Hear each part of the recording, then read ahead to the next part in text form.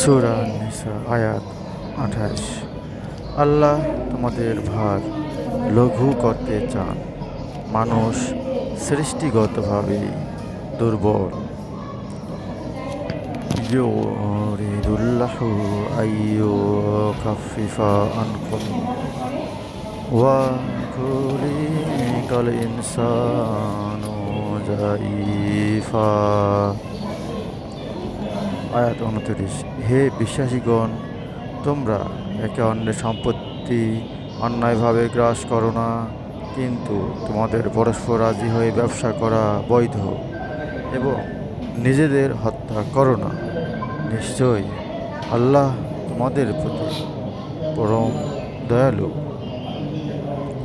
ইয়া আইয়ুহাল্লাযীনা আমানু লা তাকুলু আমওয়ালাকুম বাইনাকুম বিল বাতিলি ইল্লা আন তাকুনা তিজারাতান আন তারাজিম মিনকুম ওয়ালা তাকতুলু আনফুসাকুম ইন্নাল্লাহা কানা বিকুম রহিমা। আয়াত ৩০। এবং যে কেউ জুলুম করে অন্যায়ভাবে উহা যে করবে, আমি অবশ্যই তাকে অগ্নিদগ্ধ করব।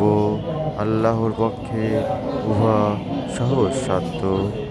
ওয়া মাইয়াফআল যালিকা উদওয়ানাও ওয়া জুলমান ফাসাউফা নুসলিহি নারান ওয়া কানা যালিকা আলাল্লাহি ইয়াসীরা। আয়াত ৩১। তোমাদের যা নিষেধ করা হয়েছে তার মধ্যে যা গুরুতর তা থেকে বিরত থাকলে তোমাদের লঘু পাপগুলি মোচন করব এবং তোমাদের সম্মানজনক স্থানে প্রবেশ করাব। ইন তাজতানিবু কাবাইরা মা তুনহাউনা আনহু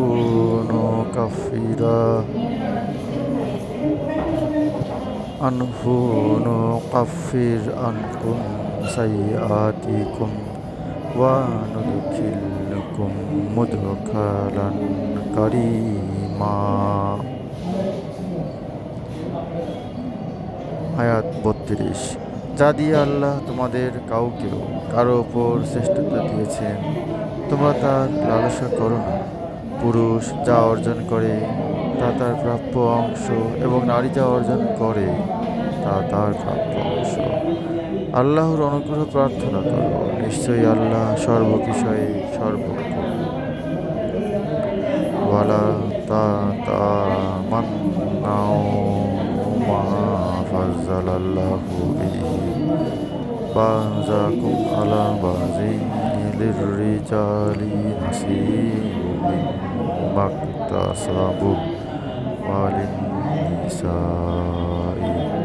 নাসীবুম মিম্মাকতাসাবনা ওয়াসআলুল্লাহা মিন ফাজলিহি ইন্নাল্লাহা কানা বিকুল্লি শাইইন আলীম।